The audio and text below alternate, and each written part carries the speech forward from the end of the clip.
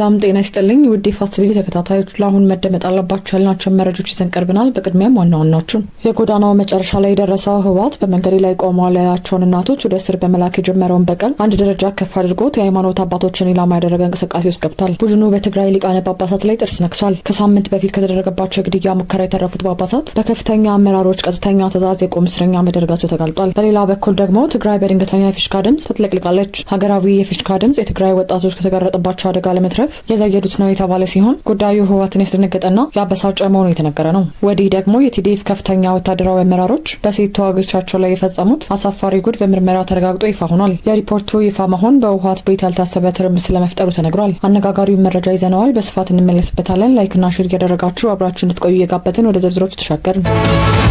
በህወሓት ኃይሎች የግድያ ሙከራ ተፈጽሞባቸዋል የተባሉት የትግራይ ሊቃነ ጳጳሳት በቁም እስር ላይ መሆናቸው ተገለጸ። ሊቃነ ጳጳሳቱ ከቀናት በፊት በሌሊት የግድያ ሙከራ እንደተደረገባቸው መግለጻቸው የሚታወስ ሲሆን ለምን ይህንን ተናገራችሁ በሚል ከታሰሩ በኋላ በ300,000 ብር ዋስትና ከፖሊስ ጣቢያ መለቀቃቸውም ታውቋል። በአክሱም ከተማ በመኖሪያ ቤታቸው ላይ ተኩስ ተከፍተው በትህነግ ኃይል የግድያ ሙከራ እንደተፈጸመባቸው የተነገረው ሁለት የትግራይ ሊቃነ ጳጳሳት በአሁኑ ወቅት በቁም እስር ላይ እንደሚገኙ የቅርብ ረዳቶቻቸው ለቢቢሲ ገለጹ። ከኢትዮጵያ ኦርቶዶክስ ተዋሕዶ ቤተክርስቲያን በተለየ መንገድ የተቋቋመው የመንበረ ሰላማ ካሳቴ ብርሃን ኢላ ላይ ቤተ ክህነት አባላት የሆኑት ብፁዕ አቡነ ናትናኤልና ብፁዕ አቡነ አረጋዊ ከቅዳሜ ሐምሌ 4 ቀን 2018 ዓ.ም ጀምሮ በጸጥታ አካላት ጥብቅ ቁጥጥር ስር መሆናቸው ተናግሯል። የመንበረ ሰላማ ቤተ ክህነቱ ደጋፊዎችና የቅርብ ሰዎች ድርጊቱ በትግራይ ክልል በሚንቀሳቀሰውና ራሱን ትህነግ እያለ በሚጠራው ታጣቂ ኃይል የተፈጸመ የግድያ ሙከራ ነው ሲሉ ይከሳሉ። ቤተ ክህነቱ ባለፈው ሳምንት ረቡዕ ዕለት ባወጣው መግለጫም በሊቃነ ጳጳሳቱ ማረፊያ ህንጻ ላይ የተከሰተውን ተኩስ በጽኑ ኮንኗል። ብፁዕ አቡነ ናትናኤል ከክስተቱ በኋላ ለቢቢሲ በሰጡት ቃል ሰኔ 9 ቀን ሌሊት 6 ሰዓት ተኩል ላይ በተለይ በአቡነ አረጋዊ ማረፊያ ክፍል ላይ ተኩስ መከፈቱንና በህንጻው ላይ ጉዳት መድረሱን አረጋግጠዋል።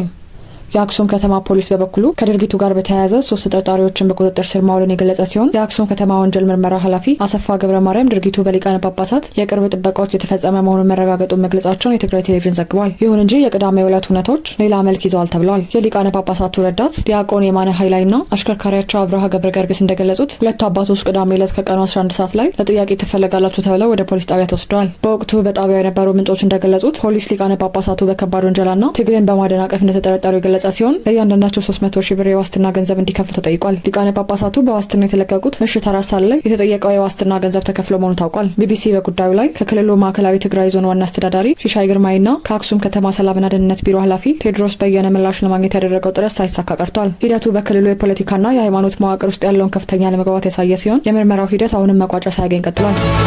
በቀጣይ መረጃ በሰሜኑ ጦርነት ወቅት የትህነግ ወታደራዊ አመራሮች የገዛ ሴት ታጋዮቻቸውን ይደፍሩ እንደነበር የሚያጋለጥ የምርመራ ሪፖርት ይፋ ሆነ። ጥበቃ ፍለጋ ወደ ኃይሉ የተቀላቀሉ ሴት ተዋጊዎች በከፍተኛ አዛዦች እጅ የጾታ ጥቃት ሰለባ ሆነዋል ሲል የምርመራ ሪፖርቱን ይፋ ያደረገው ዘኒው ሂውማኒታሪያን የ12 ዓመት ታዳጊዎችን ጨምሮ በርካታ ሴቶች በመድኃኒት እየደነዘዙ ይደፈሩ እንደነበር አጋልጧል። በሰሜን ኢትዮጵያው ጦርነት ወቅት የትህነግ ከፍተኛ ወታደራዊ አመራሮችና መኮንኖች አማካኝነት በራሳቸው ስር ይዋጉ በነበሩ ሴት የትግራይ መከላከያ ኃይል አባላት ላይ ዘግናኝ የጾታ ጥቃትና ያስገድዶ መድፈር ወንጀሎች ይፈጸሙ እንደነበር የሚያጋልጥ የምርመራ ሪፖርት ይፋ ሆነ። ዘኒው ሂውማኒታሪያን የተሰኘው ዓለም አቀፍ የሰብአዊ መብቶች መገናኛ ብዙሃን ባወጣውና በተመለከተው ሰፊ የምርመራ ዘገባ በትግራይ ክልል ዳግም ተዋጊዎች ምዝገባ ጥሪ እየተደረገ ባለበት በአሁኑ ወቅት ቀደም ሲል በነበረው የ2013 እስከ 2015 ዓ.ም ግጭት በገዛ አዛዣቸው እጅ የደረሰባቸውን ግፍና ሰቆቃ የቀድሞ ሴት ታጋዮች በይፋ መናገር መጀመራቸውን ተመልክቷል። በትግራይ ጦርነት ወቅት በተፈጸመው የሰብአዊ መብት ጥሰቶች ላይ የተደረገው አብዛኛው ዓለም አቀፍ ትኩረት በመንግስትና አጋር ኃይሎች ላይ ያነጣጠረ የነበረ ቢሆንም አሁን ይፋ የሆነው ሪፖርት ግን በትህነግ ከፍተኛ መኮንኖችና አዛዦች የተፈጸሙትን ዘግናኝና የጾታ ጥቃቶችን አጋልጧል።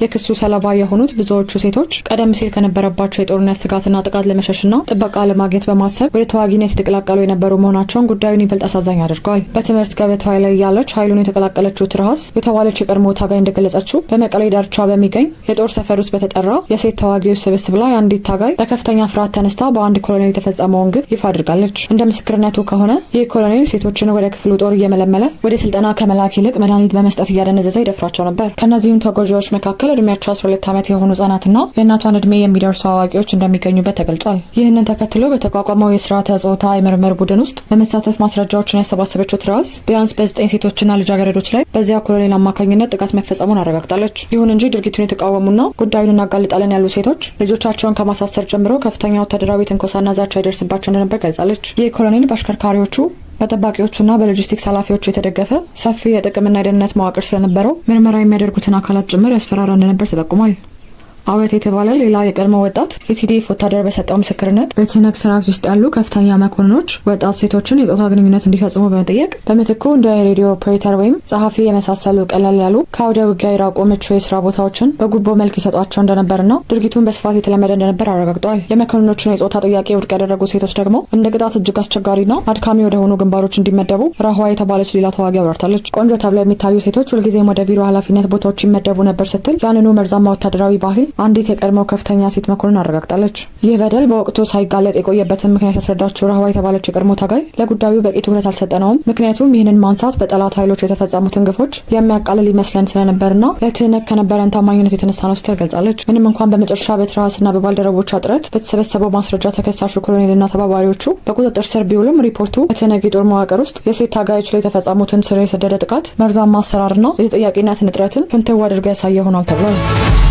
በቀጣይ መረጃ በትግራይ ከተሞች ያልተጠበቀው የፊሽካ ስልት እያነጋገረ ነው። በትግራይ ክልል መቀለያን ጨምሮ በተለያዩ ከተሞች ወጣቶች የአስገዳጅ ውትድርናና አፈሳን ለመከላከል የዘየዱት እጅግ አስገራሚና አነጋጋሪ የሆነው የፊሽካ ጥሪ ስልት ከፍተኛ ትኩረት እየሳበ ይገኛል። የስፖርት ወይም የትራፊክ ፖሊስ ሳይሆን ወጣቶች እርስ በርስ ለመጠራራትና ራሳቸውን ከአስገዳጅ አፈሳ ለመከላከል የፊሽካ ድምፅን እንደ መገናኛ ዘዴ እየተጠቀሙበት ነው። የመጀመሪያው የፊሽካ ድምፅ የሚሰማው አፈሳ የሚያከናውኑት ታጣቂዎች ወደ አካባቢው መቅረባቸውን ለመጠቆም ነው። ድምፁ ሲሰማ ወጣቶቹ በፍጥነት ተሰባስበው ሰው በግድ እንዳይወስዱ ይከላከላሉ፣ ካልሆነም ከአካባቢ ይሰወራሉ። ይህ ዘዴ አዲስ ሳይሆን ባለፈው ጦርነት ወቅት የጸጥታ መዋቅሩ ተዳክሞ በነበረበት ጊዜ ስርቆትን ለመከላከል ማህበረሰቡ ይጠቀምበት የነበረ ነው። በዚህ ጉዳይ ላይ የሁለት ወገኖች እርስ በርስ የሚጋጩ መግለጫዎች ተሰምቷል። ጊዜያዊ አስተዳደሩ ምልመላው ሙሉ በሙሉ በፈቃደኝነት ላይ የተመሰረተ ነው ይላል። ወጣቶችና የአይን እማኞች ያለ ፍቃድ ሰብአዊ ክብርን በገፈፈ መልኩና በግድ ወደ ወታደራዊ ማዕከል የመውሰድ ተግባር እየተከናወነ ነው ይላሉ። የከተማ ወጣቶች ደግሞ እኛ በንብረትና በህይወት ላይ አደጋ የሚያደርስ ምንም አይነት መሳሪያ አልተጠቀምንም፣ ብቸኛው መሳሪያችንና መከላከያችን የፊሽካ ብቻ ነው። በአሁኑ ወቅት ይህን የወጣቶች አፈሳ በመቃወማቸው የታሰሩ እናቶች መኖራቸው የተነገረ ሲሆን ጉዳዩ በማህበራዊ ሚዲያና በተለያዩ የሰብአዊ መብት ተሟጋቾች ዘንድ አነጋጋሪነቱን ቀጥሏል።